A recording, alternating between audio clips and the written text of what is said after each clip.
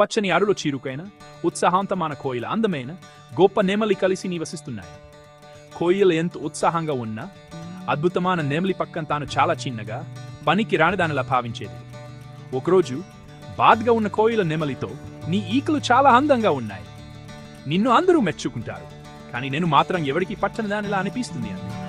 దానికి నెమలి నవ్వుతో, ఓ ప్రియమైన కోయిల, అందమే అంతా కాదు, నీకు అద్భుతమైన ప్రత్యేక ఉంది. నీ పాటలు విన్న వారందరికీ ఆనందాన్ని కలిగిస్తాయి. నాకు పాడటం రాదు, పాటల విషయంలో నిజమైన స్టార్ నువ్వే అని చెప్పింది. ఈ మాటలు కోయిల హృదయాన్ని ఆనందంతో నింపాయి. నువ్వు చెప్పింది నిజమే, ప్రతి పక్షికి దానికంటూ ప్రత్యేకమైన ప్రతీక ఉంటుంది అని కొత్త ఆత్మవిశ్వాసంతో చెప్పింది కోయిల. ఆ రోజు నుండి కోయిల తన ప్రతిభను గుర్తించి సంతోషంగా పాడటం మొదలు పెట్టింది. కోయిల, నెమలి రెండు తమ అందమైన అడవిలో సంతోషంగా జీవించాయి. కహాని కా సార్, ప్రతి ఒక్కరికి వారితో ప్రత్యేకమైన లక్షణాలు ఉంటాయి, వారిని గుర్తించి ఆనందంగా జీవించాలి.